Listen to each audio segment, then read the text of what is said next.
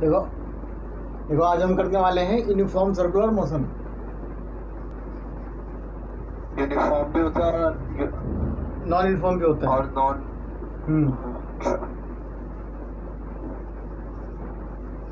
Form circular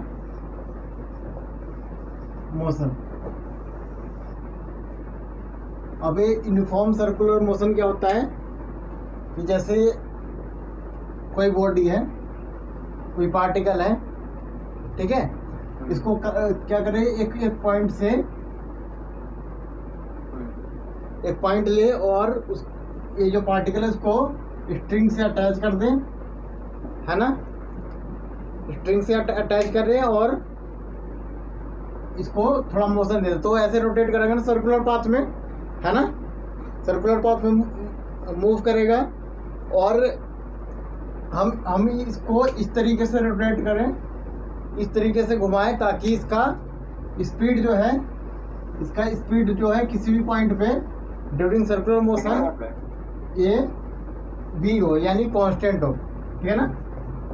speed जो है circular motion में क्या हो, कांस्टेंट हो, ठीक है ना। और कांस्टेंट मतलब सेम, हाँ, स्पीड चेंज ना हो,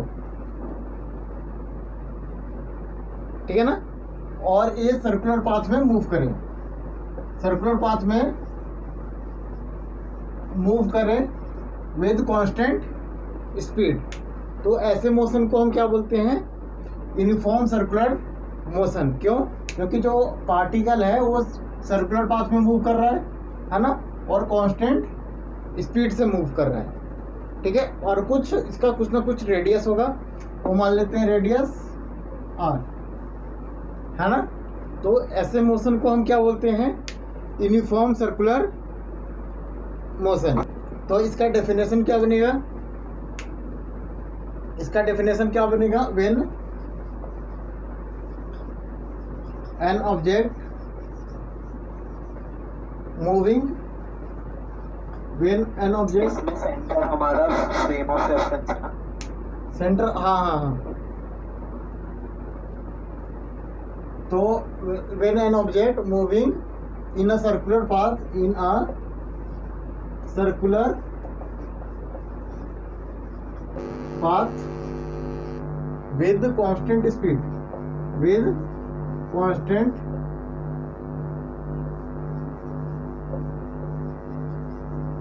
स्पीड,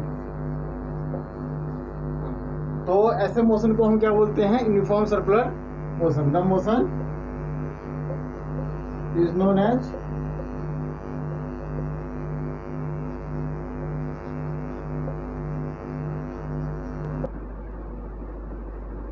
अब देखो, ये जो पार्टिकल है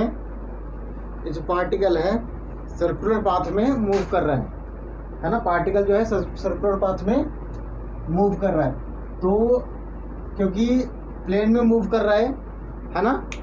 तो जब मान लेते हैं t=0 पे पार्टिकल, यहाँ पे t=0 पे पार्टिकल इस पॉइंट पे है ना, तो उसका कुछ ना कुछ पोजीशन वेक्टर होगा, है ना। पोजीशन तो कुछ ना कुछ होगा, तो उसका वेक्टर भी होगा। अगर वेक्टर के फॉर्म में लिखे तो उसको हम आर वेक्टर लिख देते हैं, है ना। जो सेंटर है ना, मान लो उसको सेंटर तो ओरिजिन है ना, और वहां से पोजीशन वेक्टर आर होगा। और इस पॉइंट पे क्योंकि स्पीड है तो कुछ ना कुछ इस पॉइंट पे वेलोसिटी भी होगी, हाँ, है ना। तो वेलोसिटी वेक्टर ले लेते हैं हम v1, ठीक है, हाँ, v1। अब t=0 पे हो रहा है ये। अब कोई टाइम ऐसा आएगा t जब पार्टिकल कहीं यहाँ पे पहुंच जाएगा, है ना, समझ रहे हो ना।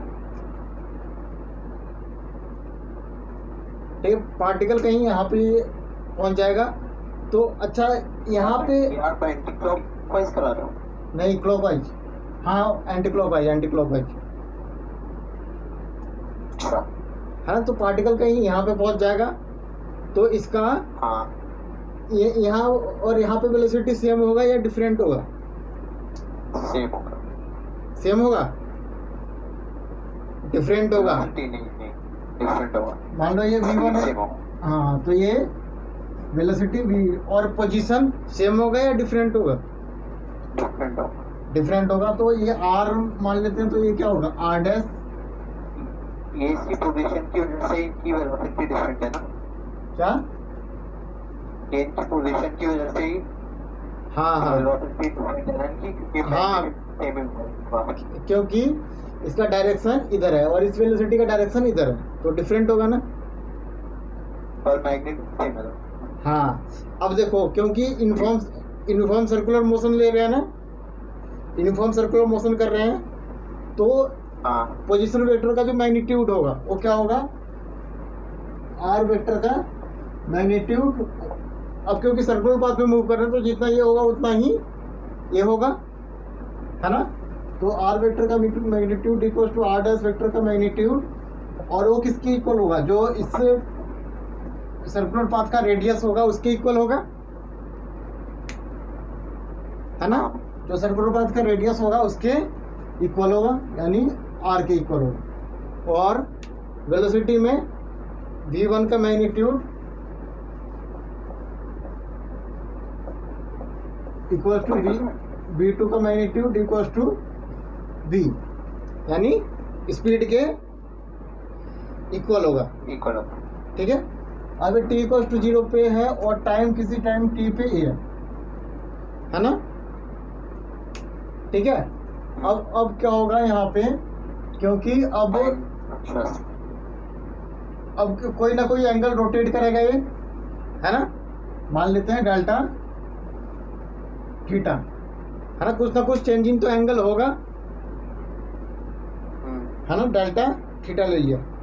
अब क्योंकि जो चेंज इन एंगल खाली अगर थीटा भी ले सकते, हाँ थीटा भी ले सकते हो, क्योंकि टी को 0 से लिया, मैं थीटा भी ले सकता था, बट मैंने चेंज इन एंगल कोई ना कोई इनिशियल एंगल होगा, मान लो जब कुछ टाइम दिया होगा, है ना? और फाइनल एंगल होगा, फाइनली यहाँ पे आ जाएगा, तो कुछ ना कुछ चेंज इन एंगल, इसीलिए डेल्टा थीटा ले लिया। अच्छा। ठीक है। अब क्योंकि ये पार्टिकल यहाँ से यहाँ जा रहे हैं, तो इसका कुछ ना कुछ डिस्प्लेसमेंट होगा यहाँ से यहाँ, तो इनिशियली यहाँ पे आए, फाइनली इस डायरेक्शन में, तो डिस्प्लेसमेंट इसका किधर हो रहा है? यहाँ से यहाँ, यानी delta R vector, delta R, है ना? Change in position vector. हाँ हाँ हाँ हाँ, चेंज इन पोजीशन वेक्टर, है ना? ठीक है। और अगर इसी के टर्म्स में वेलोसिटी का देखें, इसी के टर्म्स में वेलोसिटी का देखें, तो एक वेक्टर v1 ऐसा है, एक वेलोसिटी वेक्टर v1 इस डायरेक्शन में है ना? और v2 इस डायरेक्शन में है ना? तो इसको हम यहाँ पे मिला सकते हैं, है ना? एक ऐसे जा रहा है और एक ऐसे जा रहा है, तो दोनों को के टेल को ज्वाइन, पैरेलल रूप से। हाँ हाँ हाँ हाँ, ठीक है। तो ये यहाँ से यहाँ, फिर ये यहाँ से यहाँ v2, तो चेंज इन वेलोसिटी कितना होगा? चेंज इन वेलोसिटी क्या होगा? यहाँ से यहाँ, है ना? वेलोसिटी या फिर रिजल्टेंट, मतलब चेंज इन वेलोसिटी, ये v1 ऐसे जा रहा है, v2 ऐसे है, तो चेंज इन वेलोसिटी क्या आएगा? अच्छा, उल्टी डायरेक्शन है। हाँ हाँ हाँ, ठीक है। वो क्या होगा? डेल्टा v, ठीक है। इसका मतलब क्या हुआ? v2 minus v1। हाँ हाँ, vector vector v2 minus v1। हाँ हाँ हाँ, ठीक ठीक है। अब हम क्या करेंगे? अब क्योंकि जितना एंगल डेल्टा थीटा ये है ना? तो ये दोनों ट्रायंगल क्या होंगे, सिमिलर होंगे, है ना, ये दोनों ट्रायंगल सिमिलर होंगे, ठीक है। तो ये भी एंगल क्या होगा, डेल्टा थीटा। उसका वो ट्रिग्नोमेट्री का प्रॉपर्टी पता है ना, जैसे ये एक सर्कुलर आर्क है और एंगल थीटा है, और लेंथ ऑफ आर्क क्या है, एल, और रेडियस आर है। तो इन तीनों के बीच में हमें रिलेशन पता है, क्या होता है, हाँ, तो क्या होता है, theta equals to L by R, है ना, theta equals to L by R, ठीक है। तो सबसे पहले हम पोजीशन वाला वैल्यू लेते हैं, पोजीशन वाला, है ना। तो इससे जब डेल्टा थीटा की वैल्यू निकालेंगे, डेल्टा थीटा की वैल्यू क्या आ जाएगी, delta R divide by R vector, है ना। डेल्टा थीटा की वैल्यू है इसमें निकालें पोजीशन की वजह से, तो क्या होगा, डेल्टा आर का मैग्नीट्यूड डिवाइडेड बाय आर का मैग्नीट्यूड, इन दोनों में से कोई एक ले लेंगे, यानी डेल्टा टी जब जो है जीरो को अप्रोच करेगा, ठीक है, डेल्टा टी, हाँ, ठीक है। तो डेल्टा टी यानी बहुत कम टाइम, हाँ, हम बहुत ही कम टाइम इंटरवल के लिए, हाँ, अच्छा, ठीक है। तो